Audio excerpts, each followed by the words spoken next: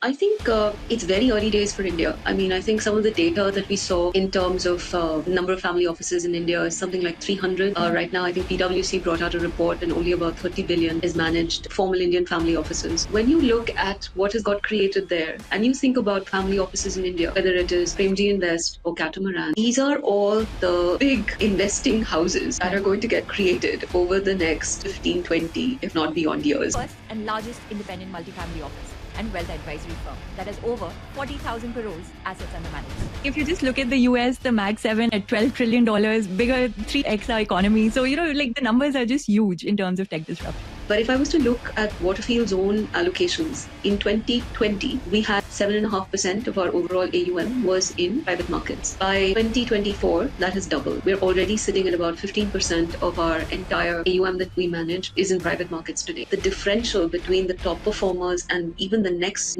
quartile is very, very high. I think the hardest business decision, Shrishti, was not to do distribution, seriously lucrative, to have said no to that and completely shut my mind. So when you create your portfolio on the investment framework that I spoke about in terms of risk pools, then you will actually see a black swan event as an opportunity.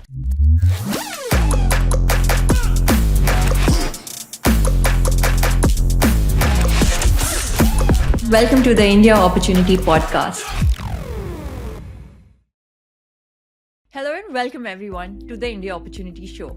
Today I'm thrilled to have Soumya Rajan on the show, a trailblazer in the Indian financial services industry and the founder and CEO of Waterfield Advisors. Waterfield is India's first and largest independent multifamily office and wealth advisory firm that has over 40,000 crores assets under management. Soumya has transformed the way wealth management operates in the country, building trust and fostering innovation in an evolving ecosystem, catering to ultra-high net worth individuals, families, and corporates. With over 2 decades of experience in private banking and wealth advisory, her insights go beyond numbers. They touch on legacy, leadership, and the changing aspirations of Indian wealth creators. So excited to do this deep dive with Soumya today. Hope you enjoy watching. Good morning, Soumya. Welcome to the show. So thrilled to have you with us here today.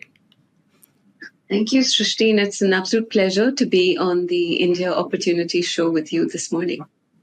Thank you. Soumya, you've had such an illustrious career in finance and wealth management before founding Waterfield. What personal or professional experiences inspired you to start India's first independent multifamily office?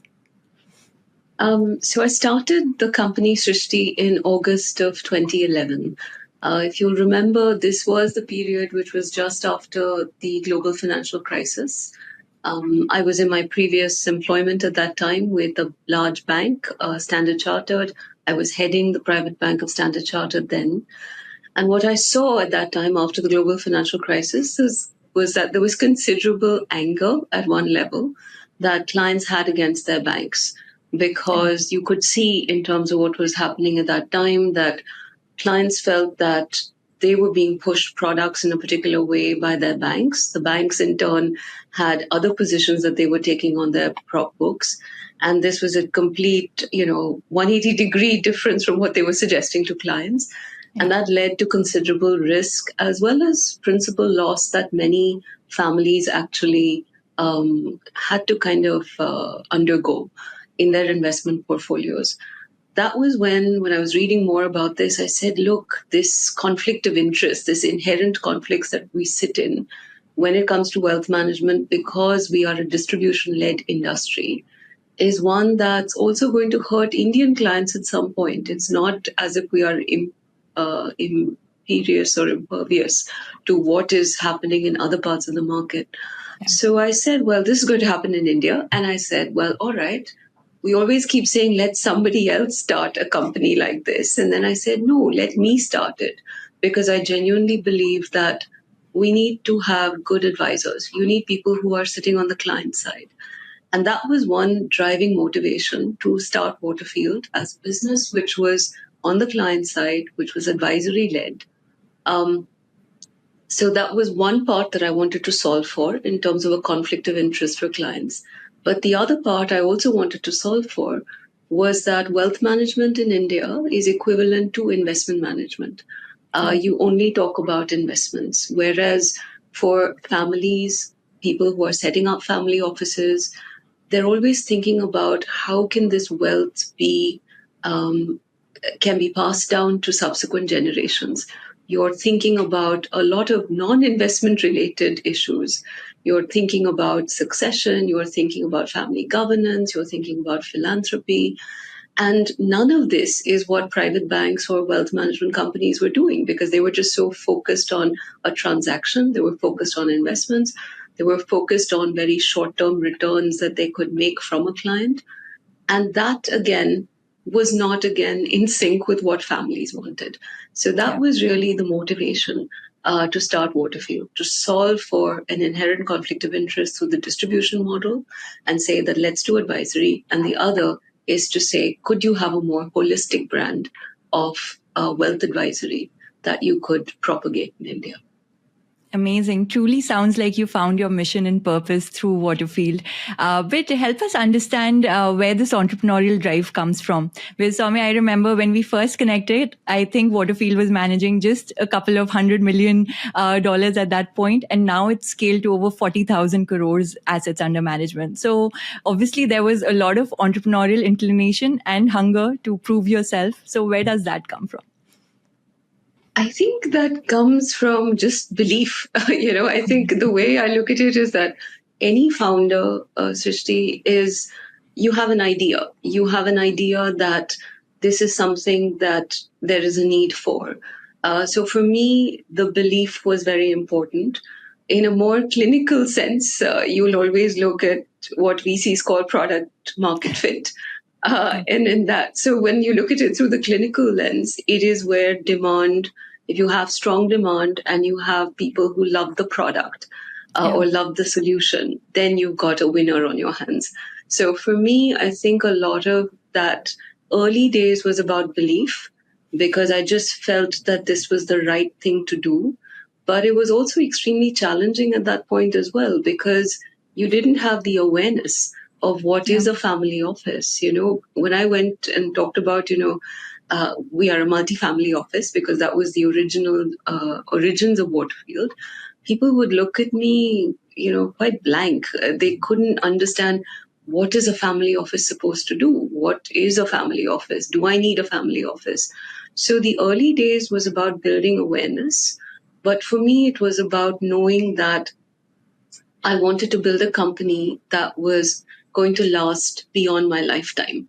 Now, when you start with that motivation and intent, you're not building a company to sell it, you're building a company that is beyond your lifetime and is your legacy. You then start looking at the business also very differently. But I come from a family which is not in business. My parents were both bankers. My father and mother were both with State Bank of India. My mother was, one of the first probationary officers of State Bank. She was the fifth one Oh, wow. in way back in the 1960s. For me, she was like a trailblazer. Her parents sent her to work in remote cities, literally towns in India, when most other people wouldn't send their daughters Yeah. to those places. And it was inspiring for me to see my mother, having done what she did. So I always felt that, I had an opportunity, I was given privilege, I had an education, it needed to count. So for me, it was about how can I have what I was given and have a belief that I can do something and really create a business of impact. So that's where the motivation comes from. Amazing. I think, so much of what we achieve in life can be traced back to our parents and your story as well, because your interest in finance and banking probably came from your parents at that point. How do your parents feel about what you've accomplished? I can tell you when I first told them I was leaving Standard Chartered, they were in deep shock, Srishti, because they just felt, oh my goodness, she's at the peak of her career. So I was 40. I was heading the private bank of Standard Chartered at a very young age. And I literally had perhaps the whole world in front of me in terms of a corporate career in banking and to really grow and to become an industry leader in the corporate sector. So Yeah. when my parents suddenly heard me at 40 saying, I'm giving it all up and I'm going to just, become an entrepreneur and I have this idea, and I think this idea is going to work. They were extremely flummoxed and were trying to tell me that, maybe this is not the right thing to do. But I will say that at that point, my husband actually was very supportive to say, if this is really what you want to do, go out and do it. Um, and I think having a supportive family to say, just live your dream and go by your gut and let things flow the way you wanted to. You've already achieved what you wanted to. And I really did feel that. I felt in the corporate sector I'd done what I had to. And there was much more that I felt I could do as an entrepreneur. I could create jobs. If this idea worked, I could make a difference to the families that we worked with. So bringing all that, in some sense, a higher purpose that you want in terms of what you're doing is what really motivated me. But today, my parents are super proud. I mean, I can tell you, Sure. whenever they see something that I've done or made a difference to, a family, or when I tell them about, something that's worked well, there's a huge sense of pride. And the fact that I can see that they now look at my journey and say, well, you've done a lot of things, but they still tell me, there's so much more you will do. Yeah. It's really what kind of, I feel very blessed, Srishti, to have had that opportunity. But really supportive parents, supportive husband to really say, live your dream. Yeah, I think for women, especially, that's so powerful. Even I grew up with having all the support from my parents. There was a lot of discipline in our household, but also a lot of Exactly. unconditional support, which I think truly gives you, Yeah, it's like having wind beneath your wings, right? So it's the force absolutely. that pushes you forward. Absolutely. Yeah. Absolutely. When you first envisioned Waterfield, what was the biggest challenge in creating something new in India's wealth management space? Since you mentioned that you were meeting families who didn't even understand what the family office concept was, what was that journey like in terms of customer education and getting them to a point where they wanted to be your clients? So the biggest was really around awareness, and the awareness was the advisory business model. The fact that, um, and that was the single biggest challenge. Everyone who I spoke to initially, when I was even setting up the business, would always tell me Indians don't pay fees. Yeah. So I think I must have heard it a million times. And I just kept saying, look, you pay your doctor, you pay your lawyer. When you want advice which is valuable to you and value adding to you, you will pay a fee. And that was really what I kept thinking about in terms of when I even pitched to a client. I had to pitch to them in a manner where we were really saying that we are adding value to you. And we are looking at trying to help you with creating a great family office to set it up correctly, to try and ensuring that we see all the best practices that we have learned from other families to bring that to your doorstep now, and to help them actually implement what we're saying. So it's just not about telling them that, this is how you do it and then walking away. It's about saying, this is how you can do it. This is customized for your family because every family is different. There is no two families that are the same. Yeah. You can have a broad construct, but at the end of the day, every family is unique. And you need to be able to be sensitive to that uniqueness of the family and the problems that they're solving. So Yeah. in the early days, it was about education, educating them about why this makes sense for them, showing them the economic benefit of doing it as well, because it's just not about saying it's good to have, it has to Yeah. also have a tangible outcome. So when you demonstrate, for instance, in the investment world, that if you were to go direct in all your investments, whether it's mutual funds, whether it is portfolio management services, PMS, AIFs, and you go through the direct option, it is actually saving you money in the longer term because ultimately, families always feel if I don't have to pay a fee, then it's for free. It's Yeah. actually not true. The fee is, you're not paying the fee, but somebody else is taking it. And that fee, through distribution is ultimately coming out of your returns on the portfolio. So every year, if you take out a little bit of money in terms of the distribution fee, you're not getting the full benefits of compounding. So these are small things that you have to educate somebody. They will not know it because these are nuances that a family may not know because they are so steeped, Srishti, in building their family business, in ensuring that their operating business is doing well, that they don't have the time for this. So our role was to really say, let me help you, let me help educate you, let me be that group of professional managers that can help you on this journey, so that as you build your business, can we also be partners to you on this side, which ensures that your legacy, your succession, your passing down the wealth is something that we can continue to help you on in your longer journey of life. Yeah, I think fantastic points you brought out. One being that the incentives in banking are truly skewed, and most people don't even realize how much they end up paying for fees because people don't have the awareness of going direct versus through a distributor.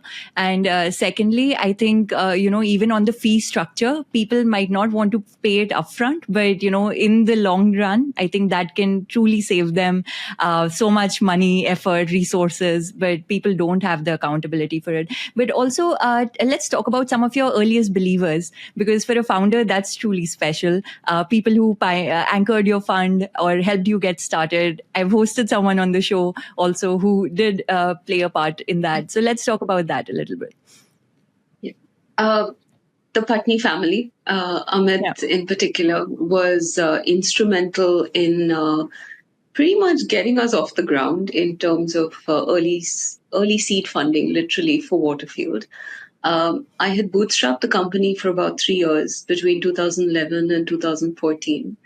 And I wasn't really thinking of raising capital for the company. And Amit had just completed the transaction with iGate. The family had completed it. He had just set up his family office. And he had kind of heard about Waterfield, what we were doing as a multifamily office. And somewhere, I think what we were trying to do resonated with him because we were, in some sense, trying to solve a problem for many families. He was trying to set up a single family office. So when we met, it was really talking about issues that most people don't talk about when they set up a family office, because it's about the non-investment related part. Because one of the things you have to remember, Srishti, is setting up a family office is when typically a large liquidity event has happened. That large liquidity event could have been the exit of a business. For many families, it's quite an emotional time because you have gone through a phase of your family being identified with a particular brand. And suddenly that brand is no longer, which is the company, no longer part of the family.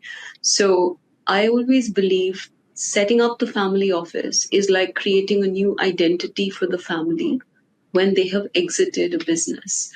And I remember chatting with Amit, and we would speak about the fact that no private bank was really talking about the non-investment related part. Or if you had this large liquidity event, the first thing that banks were doing was straight away coming to you and telling you, you must invest here, here, and here in 3 different places. And nobody is pausing to try and understand a little bit about the emotional side of what's going on for these families. And also that you need to give them a little bit of time and space because they're going through a bit of a transition themselves, and you need to be sensitive to that. The wealth and the investment management follows, but you need to earn the trust of the family first, and you need to start understanding where they're coming from and where they're going if you're going to give them the right solution. So a lot of what Amit and I discussed at that time really resonated with each other. And that's when he kind of also helped me think through what is the next phase of Waterfield. So I was bootstrapped. I didn't want to raise any external equity. I always thought that raising external money was a bad thing. You lose control of your company. You won't know Yeah. how to build. But the discussions we had really helped me think through the fact that if I brought in external capital, I could actually scale this business. So instead of just being a Bombay based family office, I could then start an operation in Delhi, I could start an operation in Chennai, I could start an operation in Bangalore.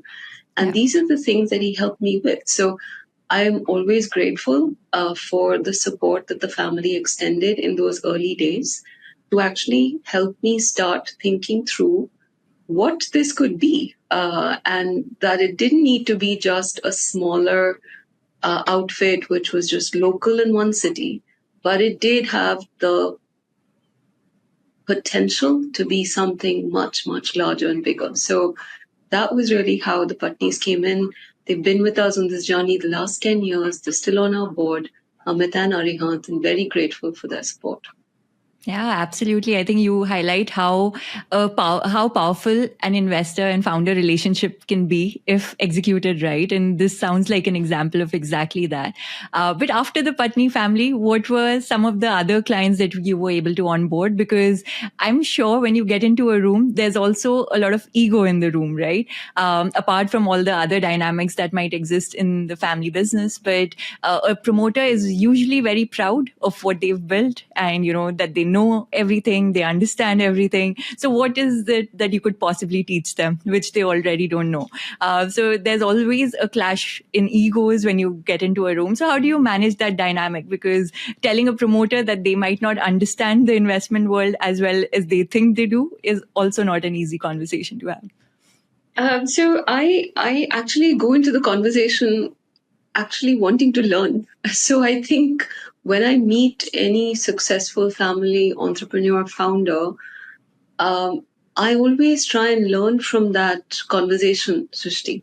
So I think two things which are really important. One is learning because they've built very successful businesses, and you want to first understand what helped them create that.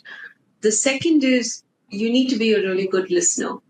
You Yeah. need to listen before you can prefer any solutions. And that's really what I've always done. I've always gone into a conversation. In fact, even today, when I do a pitch to a family, I don't go in with a presentation. I just go in to say, I want to chat. I want to understand what you want to do. Where is it you're going? What has the journey been like so far? What are your goals? What are your objectives for a family office? Why do you need a family office? What is troubling you? The fact that you and Yeah. I are having this conversation means that there's something on your mind that you want to solve for. So I always look at it as one, that conversation has to be one which is one where I'm listening. The second is one where I am absorbing and learning from that interaction. I think if you go into any conversation with these two in mind, you'll come out with a better outcome. That's how, in many ways, I built the organization. That we have to be good listeners, we have to be students for life, we have to Yeah. always learn in those interactions.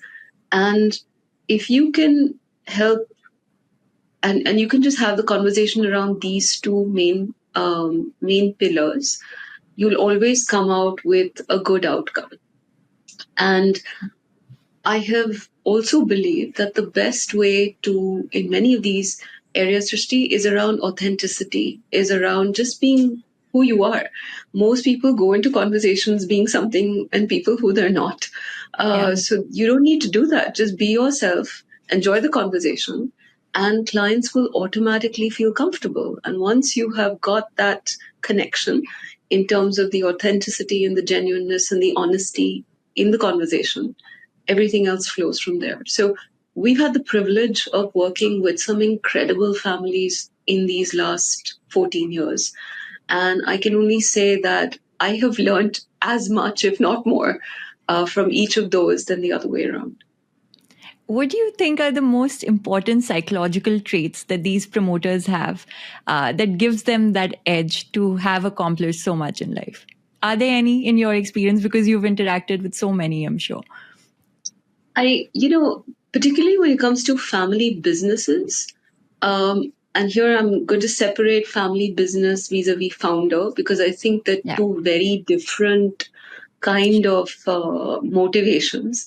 In the case of a family business, I do feel that they do come with a lot of the legacy of the family.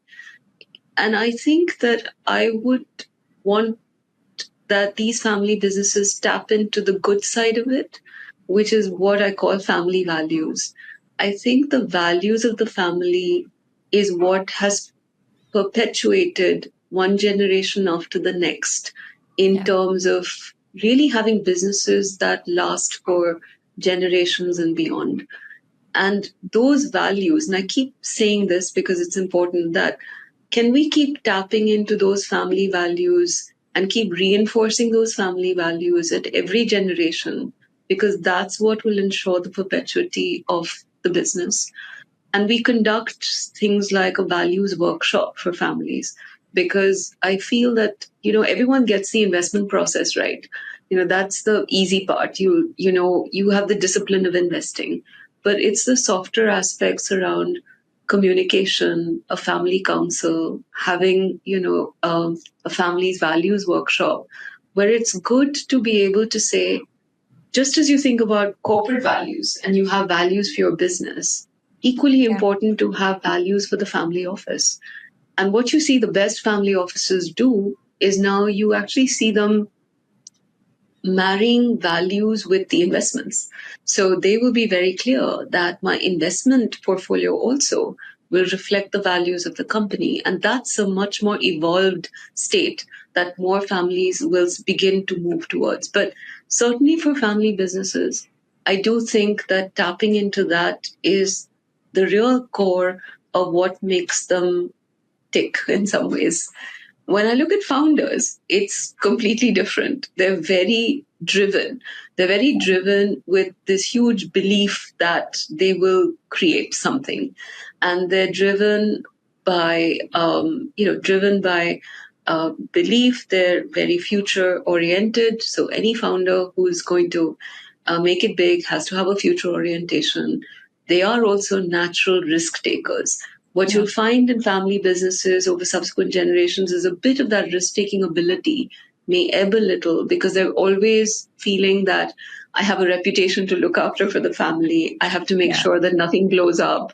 I don't want to be the black sheep in the group, which is there. So there's a different dynamic. The founder, on the other hand, is much more carefree in that sense, is able to take much bolder bets Yeah. than perhaps the second or third generation in a family business.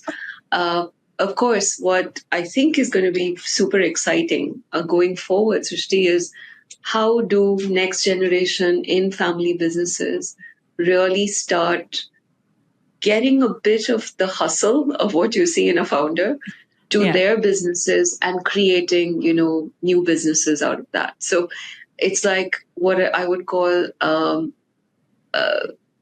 it's probably a good way to say just family business 2.0 of Yeah. what are these next gen 2.0 going to do, which I think is going to be really interesting in the years ahead. Are you seeing any interesting examples of that right now? Um, Actually, I do. I mean, I think there are a couple in the South that I've seen where they've tried to create from their traditional family business new spaces. Um, so, couple of examples. For instance, you've got Amev Sharma Kapiva, which he's Yeah. building traditional families by Dinat, but he's got something interesting going there. Or Manish Poddar, who's got Rare Rabbit, which is part of the larger Poddar family in Bangalore. I Yeah. mean, these are just examples of what I think are clearly next generation building some very interesting businesses in what is a traditional family business setup. So Yeah. um, it's going to be fascinating to see how Yeah. where that leads in the next couple of decades. Truly, I think that'll be really exciting to see. And that brings me to my next question. Over the last few years, so many business families I know have started their own family offices. And there are also many tech entrepreneurs who now are putting a lot of capital towards their family offices. What is the framework one should think about when setting up one? And it would help if you could break it down by the quantum of capital available to invest. So, normally when we're advising clients, Srishti, we always think of uh, one setting up a family office. And in that setting up a family office, there are normally six things that you need to do when you're thinking of setting it up. And this is really just from experience that I've had in advising many different families. And just like you have a framework for setting up a family office, you also have six things that we look at for a framework when you're making the investments. So I look at it as two different frameworks that you need. So when you're setting up a family office, the six things that we look at is first, the family office needs to be able to support family governance. So that's the first thing that you need. You need to be able to say, I need to have the right governance structures in the family office. What does that mean? What I'm trying to help families establish is, do you need a family council? Do you need a family constitution? Do you have an investment policy document? Do you have an investment committee? Do you have a committee where the next generation can be educated, or how will the next generation come into the family business?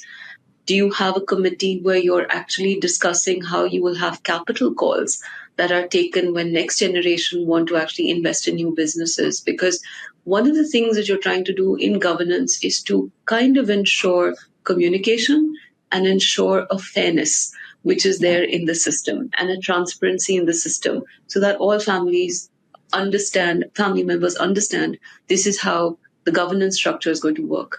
So family governance is one thing that the family office needs to do. The second thing, which all of us know about, is really the global investing side. But here Yeah. again, we're looking at public markets, private markets, real estate, global investing, impact investments, passion investing. Each of these is a different kind of investment that needs to happen. So the Yeah. family office needs to be able to have a good discipline around entry and exit for all of these different asset classes. Um, the third thing that a family office needs to do is around wealth structuring and succession. So you're looking at, do I have the right investment vehicles? Do I have the right succession planning tools and frameworks in place? Am I looking at tax optimization? Am I doing the right tax planning? Am I doing the right estate planning? So all of that comes around wealth transfer and succession as a third big thing that family offices need to do. The fourth big thing that they need to look at is, how do you run the day to day family office? So, do I have to look at my accounting? Who is doing my accounting? I have to look at cybersecurity. Do I have the right technology? Am I making sure that all the data and information is correctly maintained and managed? How am I looking at property management? Because I have a lot of real estate which is sitting in different Yeah. places. So the day to day then becomes also very important, and the family office needs to cater to that. And these solutions, many of them could be in house, they could be outsourced, but you need to find a solution for each of these. The fifth thing that a family office needs to do is managing households, because in the past, most of the time, you figured out that your corporate is doing a bunch of things for you, and you have your personal stuff, which is earlier being done by the corporate, but now has to be done by the family office. So, how do you manage households? And most people will not even talk about that. They will talk about everything else, more investment related, but not realize that if you're setting up a family office, you have to then create a structure and an infrastructure that's completely independent of the corporation. So whether it's your lifestyle, whether it's your leisure, whether it is security, family security, all those are important in terms of managing households. And the last is around strategic philanthropy, because a lot of people who've made money and made wealth do want to give back to society as well. But helping you to think through, or helping the family principals think through what should be their giving and legacy, is also an important part of the entire framework of what a family office does. So when you're setting up a family office, my advice to everyone is, please think through these six different aspects: governance, investing, succession and wealth transfer, your day to day, you're managing the household, and philanthropy, because each of these is going to be part of your family office journey. It Yeah. may not be that you want to set up everything on day one, but you do want to think about this journey and this roadmap over the next 18 months, 24 months, 3 years, whatever you're comfortable with. Because ultimately, families are the custodians of wealth in their generation. So you have to make sure that you have the right um, processes, infrastructure, platform, frameworks to make sure that that succession happens. So that's on the family office side. In the investment side, we have again 6 things that we look at in terms of framework. The first is around having very clear objectives for your investments. So you need to know what is it that you're looking for in terms of expectation on return, risk, liquidity, and those need to be broadly defined. The investment policy document will help you do that. The investment policy document is important because it adjusts and talks about the risks and the boundaries so that even if something happens to the main family principal, the investments still continue exactly as per what has been agreed and discussed. The second is really around family values, because I think when we talked about it earlier, important that the values get reflected in the investments. The third important framework is risk pools, because we believe that most people jump straight into asset allocation. There is a discussion around risk capital and risk pools that needs to be done before you get to asset allocation, because every pool of capital needs to have a different outcome. There'll be some part which you will say as a family, I do not want it to have any kind of risk because tomorrow a COVID like event can happen again, a GFC can happen again. How is it that I make sure that if these black swan events happen, and more are likely to happen than they have in the past and more frequently, how do I make sure that my family wealth is not completely at risk? So you create what we call a safety pool, which is there for really taking care of the family over an 18 to 24-month period. So having risk pools is important in order to determine what is the kind of expectation that you have. In each of these risk pools, interestingly, Srishti, have to be benchmarked against inflation. The problem is that for most families, you're so excited about the kind of returns that you're making, you don't realize that if inflation is going to eat up into that, then your money is not really growing for you. So benchmarking those risk pools against inflation, against CPI or luxury inflation, depending on which benchmarks you choose, is extremely important. Then we come to asset allocation. Then we come to what we call fund manager selection or product selection. And the last we look at is the cost of investing, because all this has to also be at a sensible cost, because you have the cost of what your fund manager is charging you, you've got brokerage costs, you've got custody costs, you've got advisory costs. There are so many layers that get included. So what's really important is at the end of the day, the family should be able to say, these are also all the costs which are coming in just to manage my portfolio. One of the benchmarks I like to give families is to say, think about your costs fully loaded with everything, really shouldn't exceed between 1 to 1.25% of your corpus. If you're able to achieve with everything within that, you're in a good place. So these are just a couple of decision-making frameworks. Yeah, I think you've listed out some of the best frameworks that any family office can adopt. But as someone who has the ringside view to all the evolution of family offices in India, how much adherence do you think there is to this kind of a framework? Because in my experience so far, when I've interacted with different family offices, a lot of them are still in their infancy, right? Where they really haven't set up structures and processes or even teams in place to be able to do that. So what has that evolution been in front of you? I think it's very early days for India. I mean, I think some of the data that we saw in terms of number of family offices in India is something like 300. Right now, I think PwC brought out a report, and only about 30 billion is managed in through formal Indian family offices. Whereas if you look at the global statistics, there are about close to over 10,000 family offices, and 6 trillion upwards is being managed through family offices. So if you look at India, where it is vis-a-vis the global stage, we're still very small.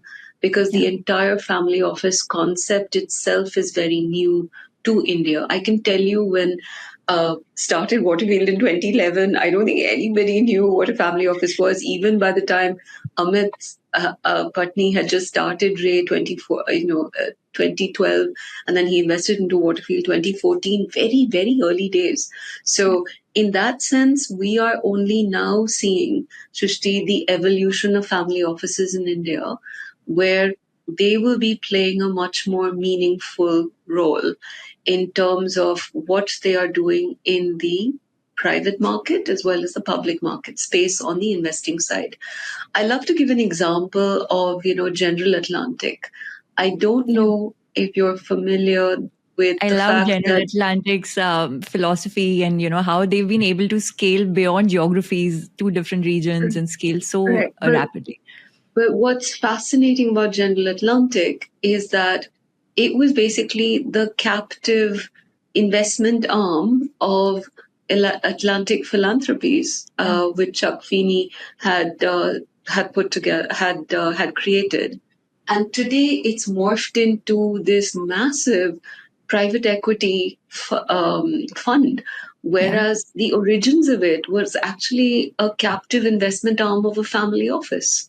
So when you look at what has got created there and you think about family offices in India, whether it is Premji Invest or Catamaran or what the Munjal's family office are doing, these are all the big investing houses that Yeah. are going to get created over the next 15, 20, if not beyond years.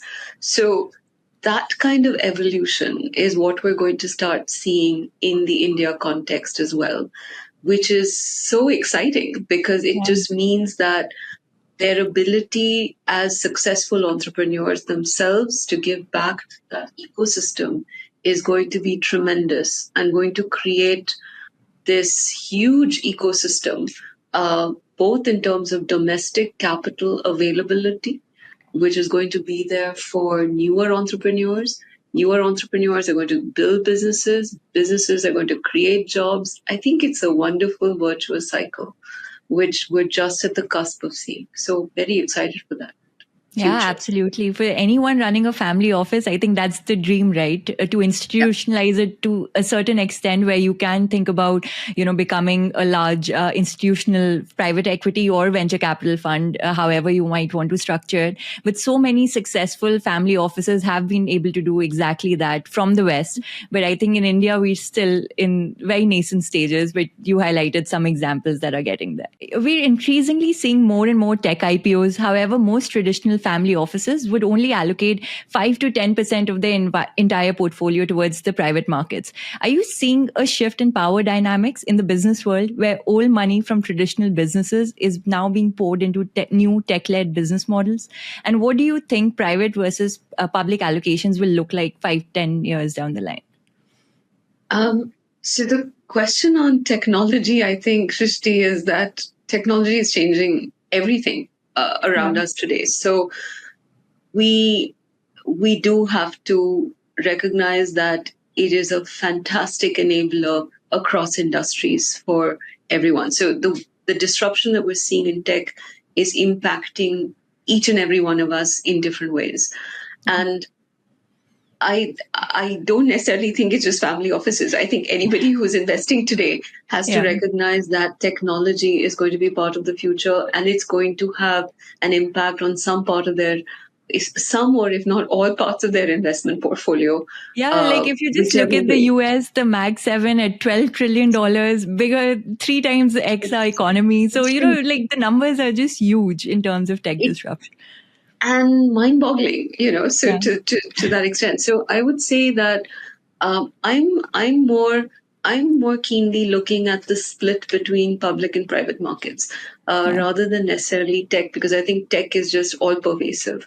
Yeah. But when I look at the private and public market split, um, private markets, even from the time Waterfield started in the early days, 2012, 2013, I probably didn't see portfolios more than maybe 1 or 2%, which were there Yeah. in private markets. Very small. But if I was to look at Waterfield's own allocations in 2020, we had about maybe 7.5% of our overall AUM was in private markets. Okay. By 2024, that has doubled. We're already sitting at about 15% of our entire AUM that we manage is in private markets today. Wow. And that is split between funds as well as direct investments. And every family is different. Some like to go the fund route, some like to go the direct investment route. There is no right and wrong answer here. It really depends on what the family is comfortable with in terms of risk. But what is fascinating is to see this, even in a 4-year journey itself, 7.5% become almost 15% in terms of private market allocations.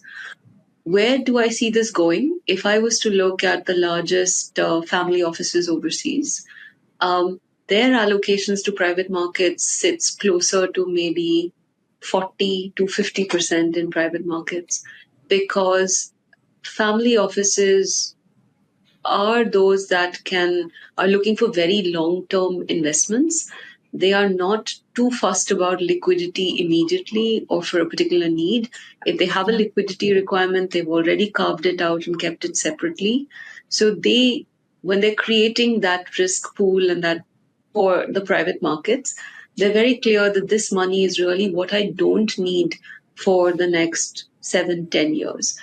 So, and I also see for the younger generations, they are looking at having much more exposure to these two private markets than their previous generations.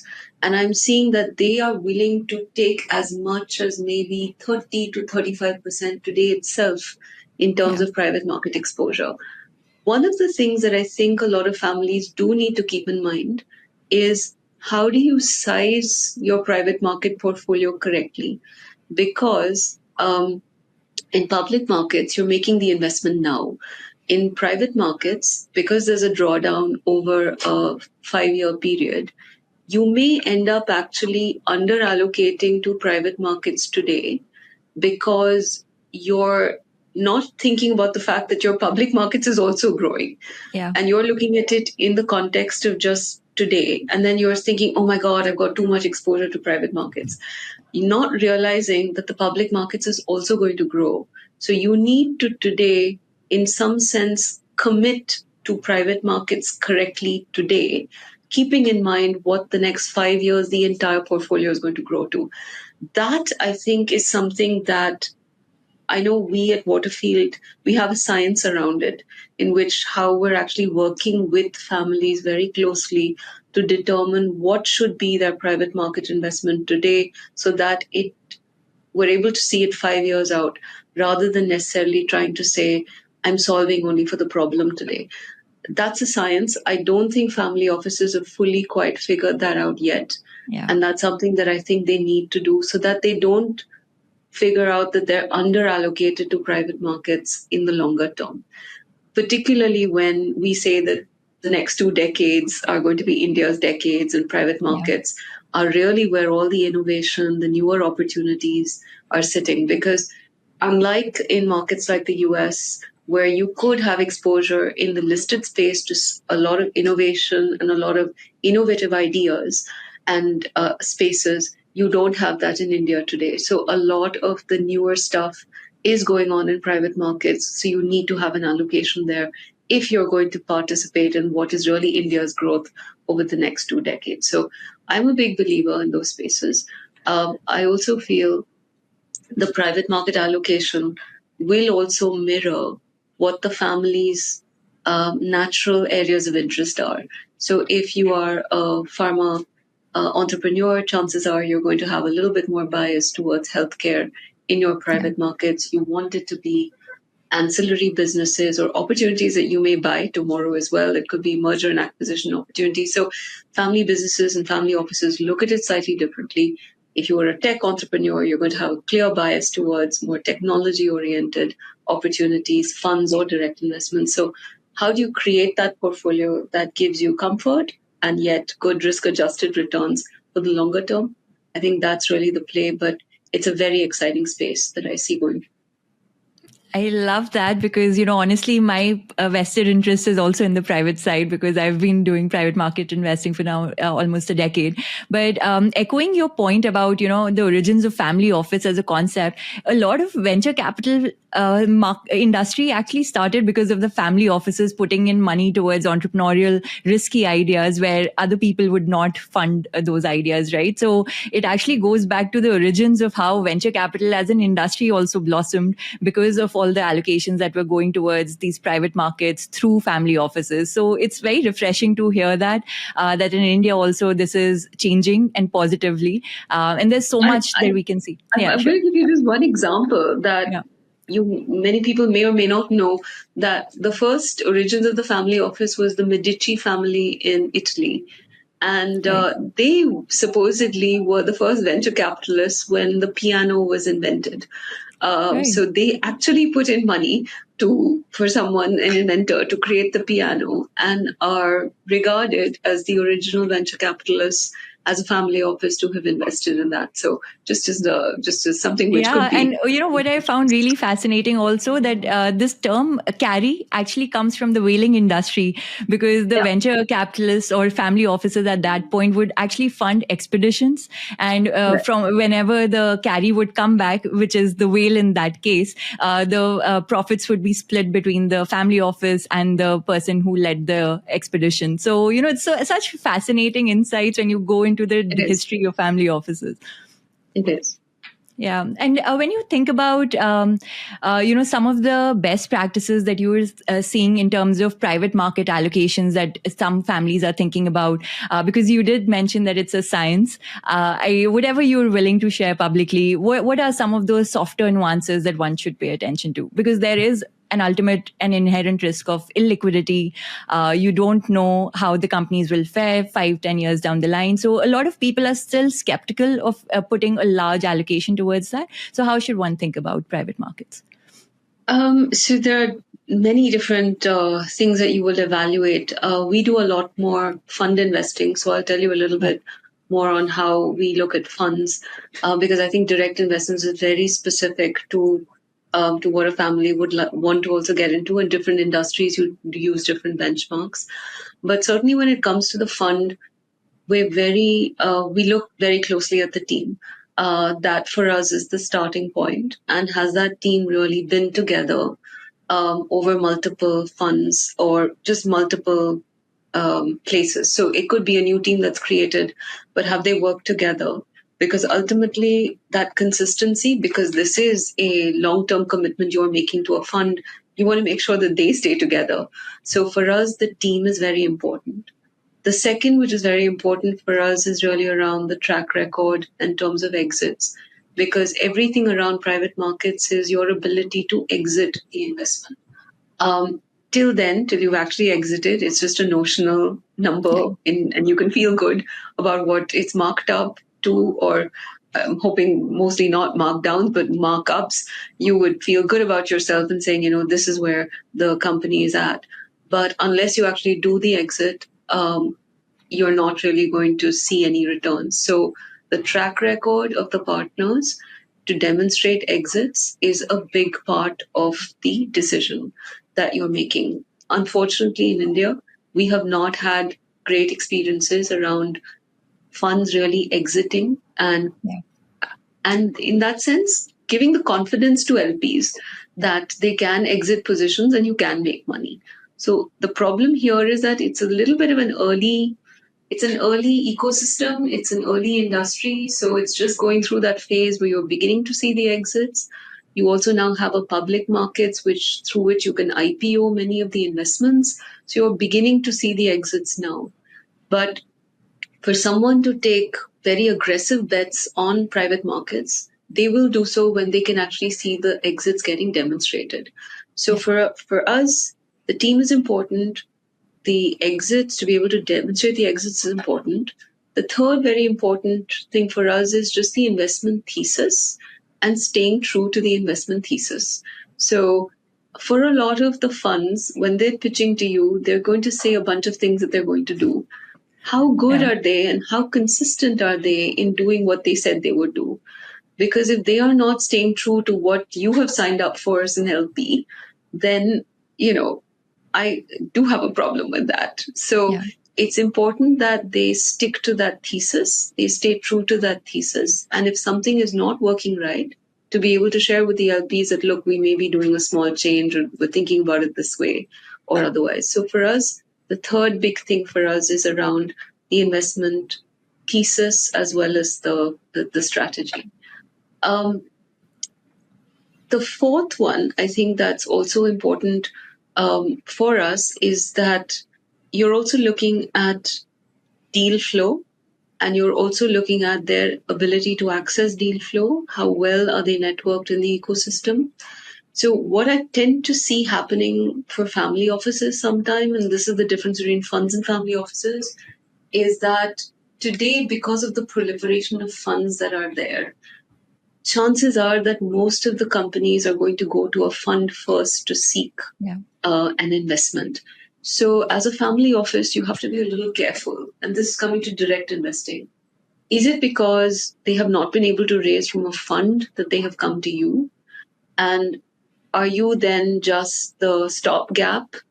And is it just a deal that couldn't get done by a fund and therefore you have to fund it? So in the past, maybe about 10 years ago, the first port of call for a lot of founders was actually family offices. So family offices could get their choice of whichever company they wanted to get into. That choice has become a little different now because of the proliferation of funds that you've seen. So my advice to family offices is that you need to think about that balance between what you're investing through a fund and what you're doing direct, and being very clear that if you're doing direct, it's not because this particular company has not been able to raise from a fund, and that they're consciously coming to family offices only for raising capital or otherwise. So these are some of the things that, Srishti, I think is important for families to look at. And again, when it comes to, I think, going back, maybe I'm jumping a little bit, but coming back last to the funds itself, is around the fact that when you track fund performance and you're looking at IRRs and you're looking at DPI and you're looking at MOICs, what you will find is that the best funds and the not so good funds, there's a very big difference in terms of their performance. So when you as a family office are evaluating to give money to a fund, it's extremely important to see how they are performing and what quartile they're sitting in vis-a-vis the others. Because unlike public markets, where it's a very narrow band in terms of the differential between how, let's say, one PMS may perform vis-a-vis the other. And by narrow band, I'm saying it could still be around between, 500 basis points. It's not likely to be hugely different from that. In the case of a fund, that differential could be as much as 15 to 20%. So you want to make sure that you are with the best funds in that sector, in that stage, in that category, as opposed to anybody else, which is why access then becomes important, and having the right diligence around that fund manager becomes key.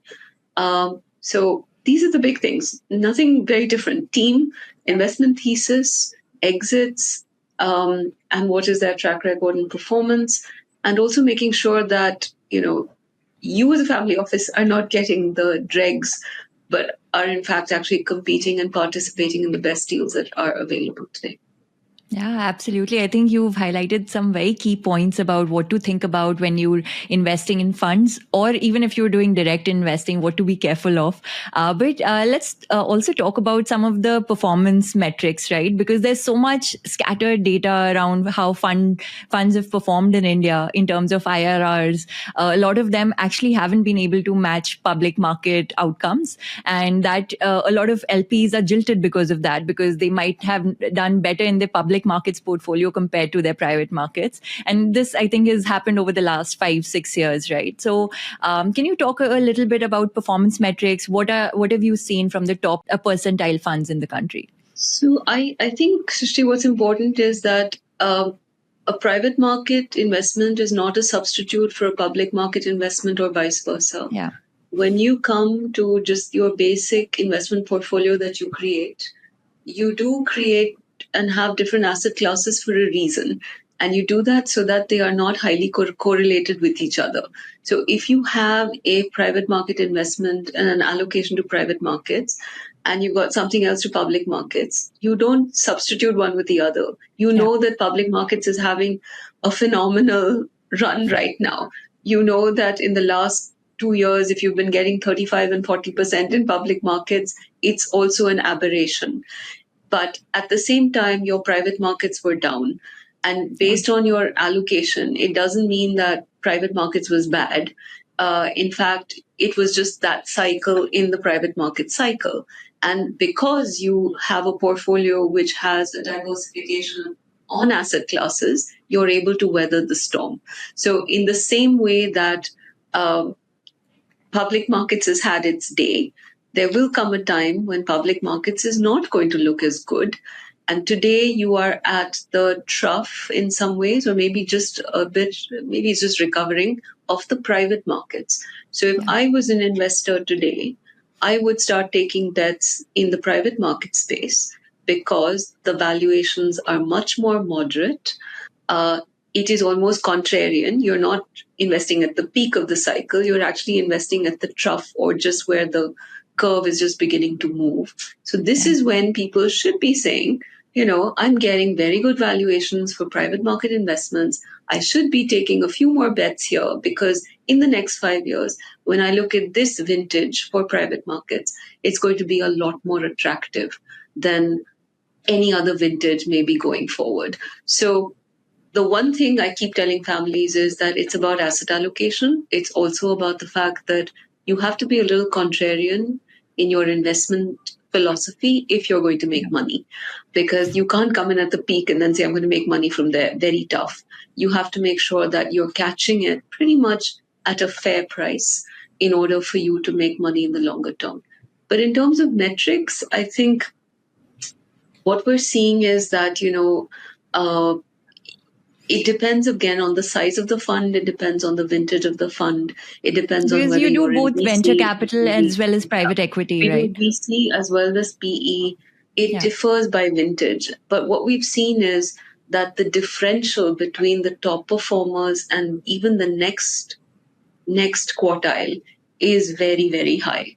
And that differential is sitting, I can tell you, between 15 and 20% clearly in terms of whether it's PE or VC between the best and the worst, or not even the best and the worst, the best and the next level.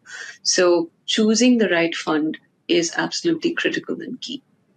And in the US, when you look at some of the fund reports, you see that, funds historically have delivered, say, 2 to 3x, right? Even the best performing funds, the top quartile funds. So when you look at the India market, is that a fair assumption that it would be closely mirrored to that? Or would you say that it should be higher given that, our challenges are much broader, developmental stage, etc.? I think it depends on whether it's VC or PE. I think if you're sitting in the PE space and you're getting 2 to 3x, that's a great outcome. Yeah. If you're sitting in venture, what you want is maybe between 3 and 5x. And if you're getting that in the venture space, fabulous. I think fantastic. But again, if you look at just the data in terms of DPI, it's very poor, Srishti, Yeah. for India, because it's too nascent right now. And we need to also give it time. I think we've also unfortunately, most family offices are not that patient. And I think, actually, why should I say family offices? I think most investors are not Yeah. that patient. And we do need to give it time because these are early ideas, these are early themes which are playing out. This is innovation, so you've got to allow those companies to be able to fulfill their potential. Any company, even the best of entrepreneurs, know that to fulfill your potential, it's not going to happen in 3 years. It's definitely not going to happen in five. It will possibly happen in 10 or 15. So you need to give it that length of time. Uh, Unfortunately, too many investors are too impatient. And we as advisors need to try and keep educating clients that you have an asset allocation for a purpose. You can get Yeah. that excitement if you want in public markets. Private markets will be winners for you in the longer term if you choose wisely, and choosing wisely is important. But you also need to recognize that those underlying investments are companies that are being built out in terms of their potential. You have to be patient with those investments.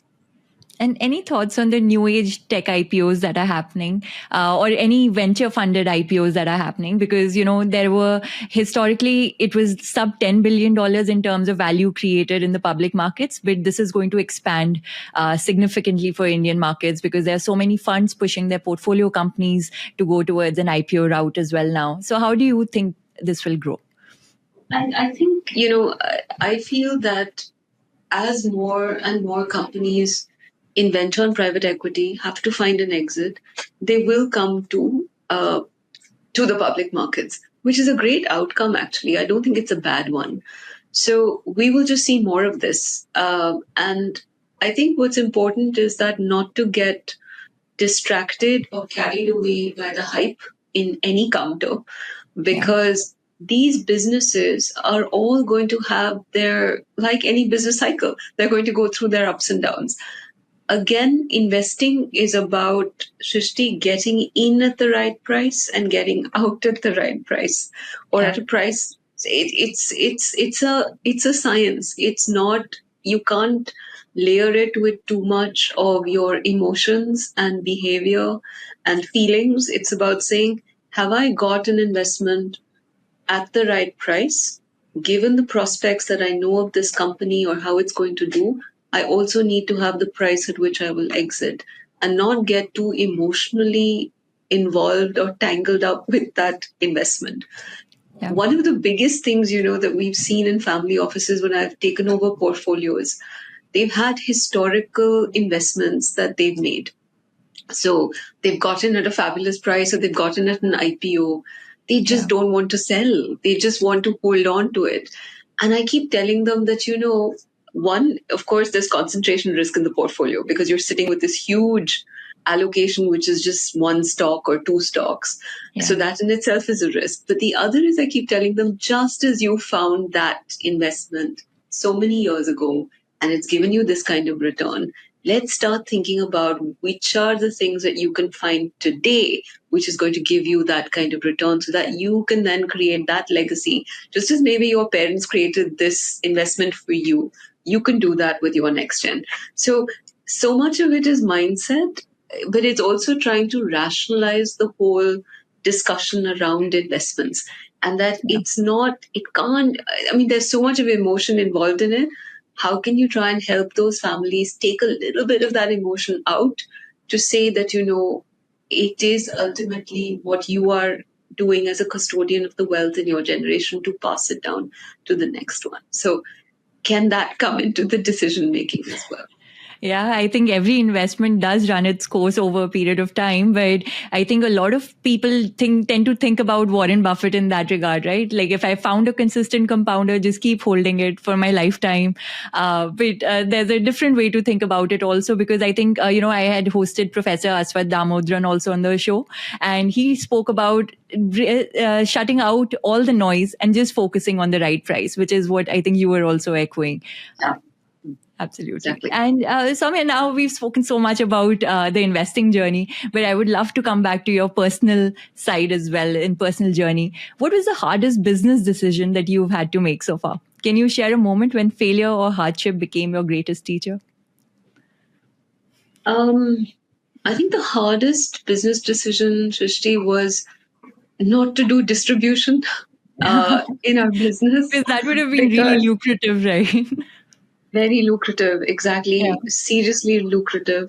To have said no to that and completely shut my mind, despite so many people saying you've got assets that you're managing, do distribution. I think the toughest was to stay away from it. What it did teach me in return was patience. That if you want to build a good business and one that is there for the longer term, you have to make some of those short-term sacrifices in order to build something which is more lasting and enduring. So that was probably the toughest. And we've had multiple discussions at our board around this as well. And at every stage, I've said, look, it's just, I didn't create Waterfield to become another distribution house. I created Yeah. Waterfield with a very different intent and purpose in mind. So that was probably the hardest. Yeah, but if you compare the both models, people might be sitting on lakhs of crores, but you're also almost there, right? But in Yeah, terms of exactly. unit economics of the business model, Yeah, let's talk a exactly. little bit about that so that people can understand how the industry works. What are the incentives? What are the unit economics, margins, etc. Like, because people then will be able to appreciate what you've really said no to. Yeah, so distribution, you can very easily make anywhere between maybe 1 to 1.25, maybe 1.5% in terms Yeah. of the assets that you manage. In advisory, you're probably looking more at between 30 to 40 basis points. So you're almost giving up and giving away close to about 60 to 70 basis points to the client so that Yeah. they are in turn making more money in terms of the returns on the investment. So that's the crux of it. Yeah, but whatever is best for the customer tends to be long term the best thing suited Exactly. for an I entrepreneur as well. and for me, Srishti, it's about sleeping well at night Yeah, more than anything else, and knowing that you've made a difference to the families that you're working with. absolutely. And there's so much power to that. As a follow on to the previous question, was there a particular moment when you felt the tide turning for the family office revolution in India, where Waterfield's potential became undeniable to you?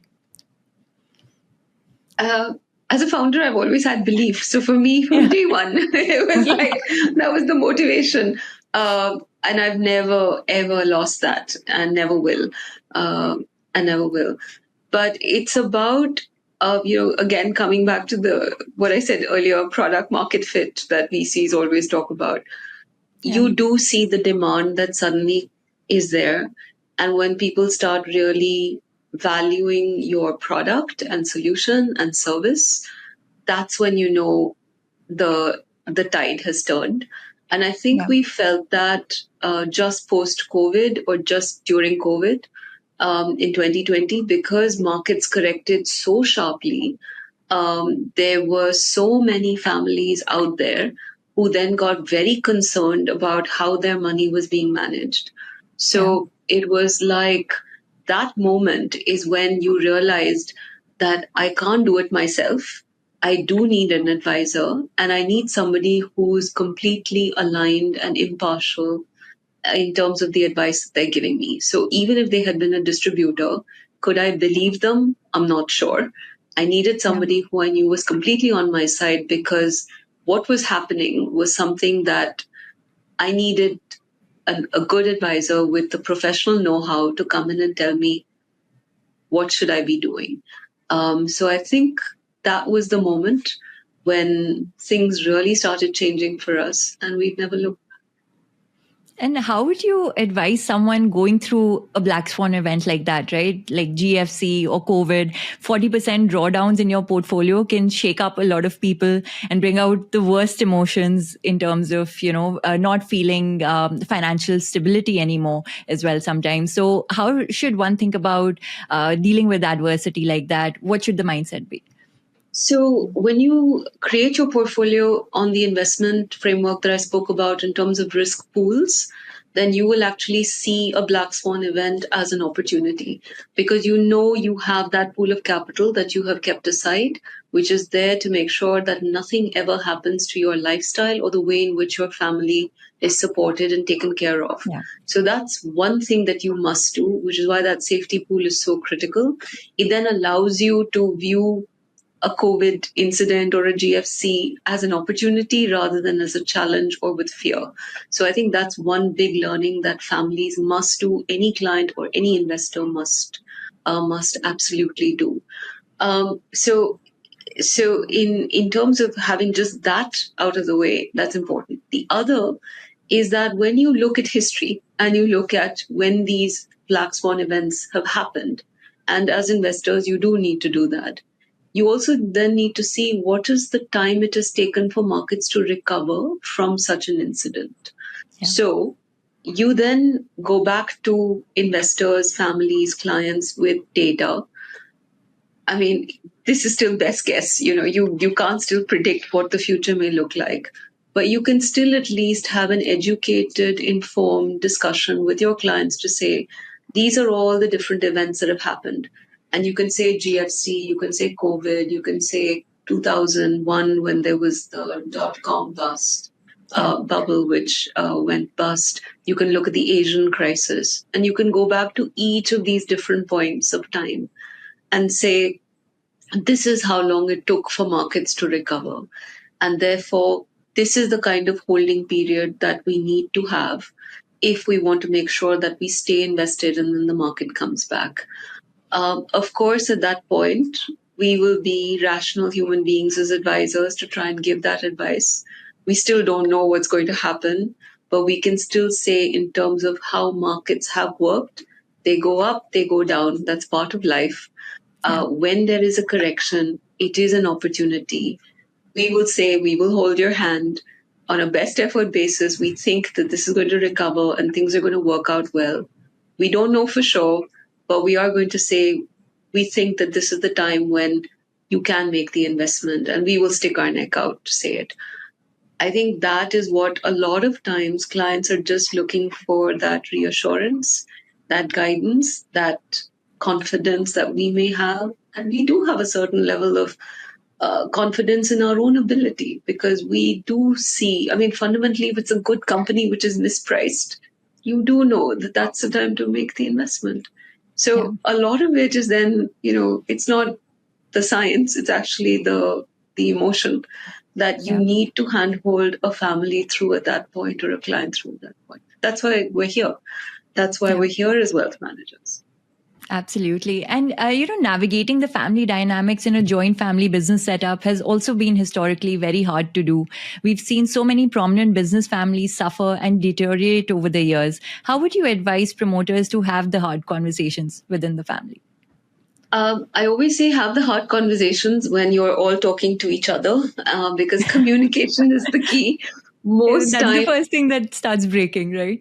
yeah. So Yeah. communication. So please have these hard conversations when everyone is still talking to each other, because if that doesn't happen, then it's too late.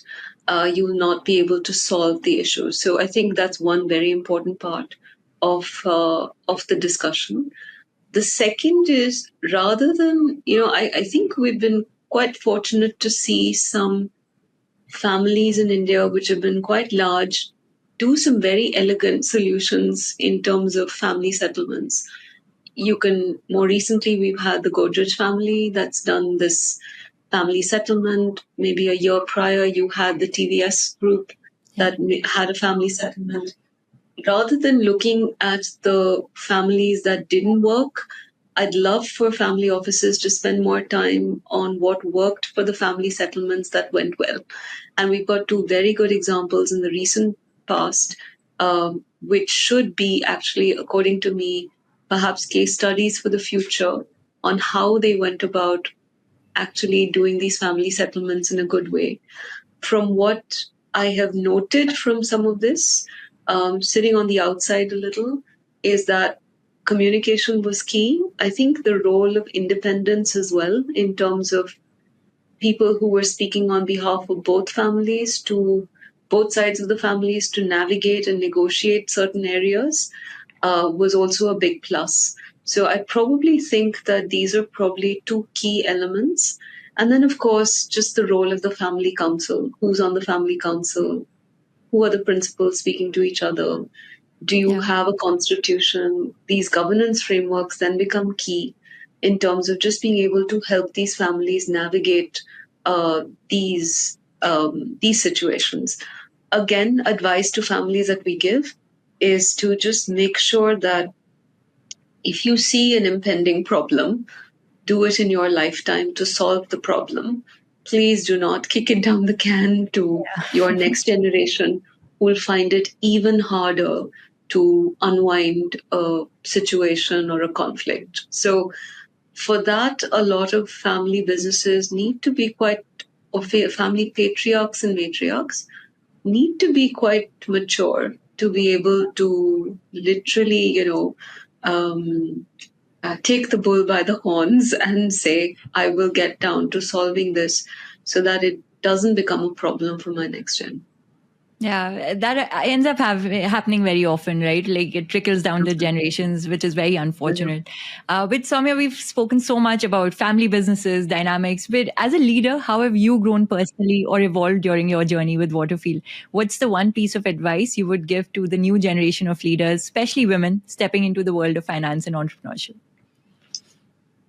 So I think I've changed a lot from the time I started Waterfield to where it is now. Because as a founder, and I've said this on a couple of different occasions as well to different people, that as a founder, you have to lead by example. You're setting the tone for everything, whether it's the organization, the culture, the way you conduct yourself. It's viewed, watched, you're, you're by every person in the organization. So leading by example is very important. Being with the troops in the trenches, as I say, is very important. But Yeah. as the business grows, your leadership style has to change between what is needed in startup mode and what is needed in scale up mode. And these are two very distinct phases of a company's journey. So in startup, it is about leading from the front with the troops, setting the culture, vision, tone of what's going on in the company. By the time you come to scale up, it's more about institutionalizing the business, Yeah. having a wonderful team and leaders who you are then inspiring, motivating, and you're creating the next generation of leaders for the organization. So the leadership style then changes from being at the front to actually being leading from behind. So it's about being then the shepherd. So you have the flock, and the flock is there, and they are going in their own paths. You're just making sure that the flock is together, but you're allowing each one of them to develop their own management styles, their own ability, and their own their own growth and their own entrepreneurial instincts to build and create. So that's what I've seen in my own journey in Waterfield between leading from the front vis-a-vis now leading from behind. Advice that I would give to women, particularly as they start out on any of their journeys, is that do not for a moment think that you're any less than a man. And I think that's the first piece of advice, because if you do, then you're kind of starting two steps behind. So Yeah. the first piece of advice is that you are no different from any male counterpart or anyone who was born as a man. So that is the first thing that has to go out of your head. But just to other entrepreneurs, I would just say that you have to be you have to be authentic, you have to communicate really well, and you have to be patient in what you're building. And this is whether you're a male or a woman founder. These are just traits that you're going to have to just have: Yeah. belief, um, authenticity, genuineness. Those are the things that then will inspire others around you. So those would be some of my few pieces of advice. Yeah. And when you find yourself in challenging situations or, in very male dominated rooms, which is, I'm sure, true in most of the cases, what is your self talk like to pep yourself up? I don't put my gender in at all. I just think I'm as good. And I won't say if not better, I will just say I am as good as anyone else in the room. And I have as much of a reason to be in this room as anybody else, because I am competent, I know my job, and I will be true to myself and say what I have to say. Um, so that would be the way I approach any such meeting. Love that. And what's your personal ambition for Waterfield? You've accomplished so much in such a condensed timeline, I would still say. What's the North Star metric that you're working towards? Be India's largest wealth advisory company, multifamily office, but built on the highest ethical standards. That's the North Star. Do you have a number in mind? No number. I just want to be, the largest, the most admired, the to have done it the right way. No numbers in mind, because the sky's the limit. Yeah, absolutely. In your view, what does true wealth mean beyond just financial assets? Great question. What does true wealth mean? I think, Srishti, peace of mind and a life without anxiety. For me, that would be true wealth. Yeah, that's very profound. And I love that because we are on to our last segment of the show today. Are there any books, podcasts, or resources that have had a profound impact on your life or career? Two books. One was Blue Ocean Strategy, which Love for it. me was um, a book that actually inspired Waterfield, because when I thought about starting the company, the entire wealth management industry was distribution led. It is the red ocean, and Yeah. advisory for me was the blue ocean and the space that was completely uncharted. So that book had a profound impact on even Waterfield starting. The second book was Execution, which was by Ram Charan and Larry Posidi, because you can have a great plan, but if you don't execute well, then even the best laid plans are not going to help or succeed. So for me, that those two books, and I think equally important, Srishti, is at what age you read those books. Yeah. I read both those books in my mid 30s, and at that point, I was very, I was very charged up by having read those two, and it kind of Yeah. sowed the seeds for the entrepreneur in me. So reading books is important, but the age at which you read them then has a profound impact on your life. Love it because, yeah, you're so right about that. Every decade you read the same books, you can take new insights from It's the same books, right? So, absolutely, you come away with something very different. yeah. One professional and one personal goal over the next year. Professional. Okay. Professional goal is to create a great team at Waterfield. So I'm very focused on just having really good people in the company. Personal, more me time for sure. I think I just get so caught up into so many other things that a little bit more time for myself is what I'd probably aspire to How do in you the like next 1 year. spending your me time? I love music. So just listening to music puts me in a great space, great zone. So listening to any kinds of new music is always something I love doing.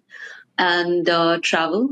I love to travel as well. So I'm hoping that this next 1 year I'll see some new places, because much of this year has been focused only on the company. So Yeah. yeah, me time, finding that me time is really I important. hope you get that. Which person has had the most formative impact on your life? My mother, for sure, real trailblazer in her time. But I have a twin sister, Shrishti. So Wow. the fact that she felt that she never viewed, or she always felt that daughters could do as many things as sons could do, and never made us feel that we were any less in any way, but gave us opportunity, um, showed us the importance of values, heritage, tradition, but also, hard work, um, and just education that just gave us so much opportunity. So my mom, real trailblazer for me. She sounds incredible. If you were to write a book about your life, what would the title be? Um, it would be called In Pursuit of Purpose. Um, so in my head, I call it IPOP. Someday I'm going to write, In Pursuit of Purpose, because I just feel that, again, been very privileged for the life I have been given, and it needs to mean something. It cannot be just a life which is led without having its impact across different spheres. So for me, uh, it has been the pursuit of purpose, Srishti, Ah, for me. love that because so many people struggle to find what their purpose or true calling is, but sounds like you discovered it very early in life. Early, yeah. Yeah. Lucky to have Yeah. discovered it early. What are you most proud of? Waterfield. Waterfield, Absolutely. creating Waterfields. Really I proud. think having interacted with you and your team, I can testify to that. It's incredibly powerful in terms of what you've been able to accomplish in such a short span of time, and also the team that you've been able to build. Thank you. What's the kindest thing anyone's ever done for you? And this is the last question. Kindest thing is so there was a group chief executive of Standard Chartered. That was the where I worked before. A gentleman called Mervyn Davis, and I met him when I was in my early 30s. I met him for exactly maybe not more than 10 or 15 minutes. And in those 10 or 15 minutes, he then said, would you take your career internationally with the bank? And before I knew it, 4 weeks later, I was working out of Singapore in Standard Chartered. But the reason I think it was the kindest thing that happened to me is because he never expected anything in return for suggesting something which was career altering to me. It changed my entire destiny, everything that I did from that point on. And maybe people have those moments when somebody comes along and just transforms your life. He was one such. But I view it as the kindest because there was never anything that he sought in return for it. But it had a profound change on the rest of my life. So, yeah, somewhere for me, Mervyn's intervention was. That's amazing. And what a beautiful note to end the episode with as well. I think people betting on other people is the answer that I get the most in this question. And that's not surprising. Exactly. And thank you, Soumya. Please. No, it also means that we have to pay it forward, Srishti. Absolutely. This is my way of doing it. And hopefully today the audience will learn so much from your insights and experience. Thank you for taking out the time. It's been an incredible conversation. Thank you so much, Srishti. It's been an absolute pleasure sharing my candid comments with you. And thank you for having me.